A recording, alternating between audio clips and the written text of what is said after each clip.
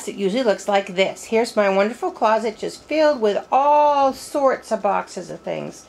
A lot of the bags and the art that I have for my shows are stored in these plastic bins. I've got plastic bins with more fabric in them. I've got bolts of interfacing and stuff like that. My husband this is just a plain old regular closet, but we actually took out the bar, and he built this great big fat shelf across the center there, and then I stack all sorts of things up on there. And I use this quite often. I also use this little spot right here where there's a green box right now. I put the iron there when I'm actually using it, so I don't have to lift it and put it back in that storage place, which is wonderful. But when you're ironing for hours on end, sometimes your hands get tired. So it's nice to have things at the level of where you're using them. In general, I try to keep the things that I use most often in the easiest place to get to it. I know it sounds really simple, but it's a process. It takes a while for you to figure out how to do. And you know, it's taken 5 years to get the studio to this level of functionality.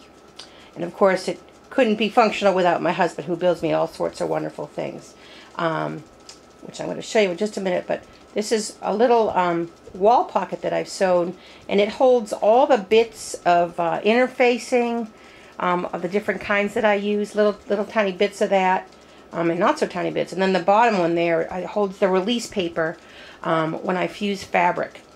Anyways, you're always needing release paper, and it's a great place to have, you know, have a place to shove and store all these things. But anyways, yeah, basically, as you can see, I have all these plastic bins, and each one has a stack of fabric that I've pulled together for a particular project. And I won't even tell you, I've probably got about 10 different bins filled with 10 different stacks of fabric right now. So I'm going to get a little freaked out when I think about that. So we'll just move on, shall we?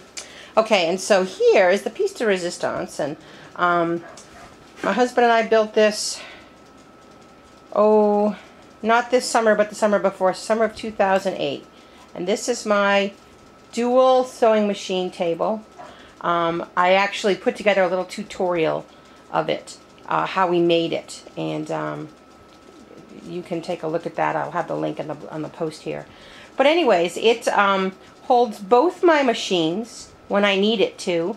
Right now, my Bernina is down below next to the wastebasket there. And so I have that extra open space. My husband made a little cover for it, so when it's not sitting in the hole, I cover it up, and I have this wonderful space next to the sewing machine.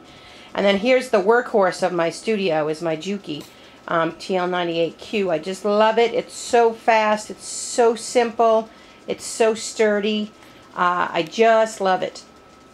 Above, all right, and then of course, to either side of this table are two little storage things on rolling, on wheels. And again, this helps me get to stuff that I need most often, but I can also roll it out of the way when I need to actually get into the doors in this built-in desk unit. Okay, and so then up above here, we've got two great big pieces of pegboard mounted. And pegboard's great because you can always modify it to do different things. And so this pegboard here holds all my rulers, all my scissors, all my cutting implements, and sometimes other things too. Right now it's a little empty on the right hand side. I'm sure that won't last long.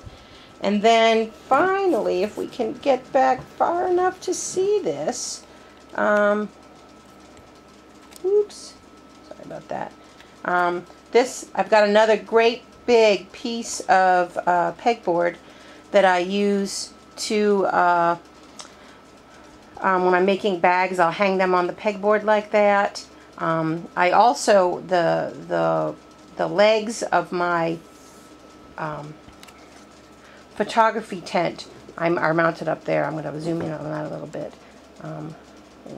Anyways, it's white against white. It's not very good to see. But anyways, I store the photography tent up there too, because of course I do a lot of photographing in here, and it really helps to have things on wheels so I can move it out of the way. And then I have these little dowels that I use, and when I'm thinking about a new color combination, I will oftentimes just lay swatches of fabric that I'm thinking about combining, and I'll just kind of let it sit there and live with it for a while, and then I'll oftentimes move them around and change. But so I live with a palette for a while before I commit to it, and then of course I put it in a box, and then when I want to work with that palette, I pull out that box and I start going. Any old two. I love my little world.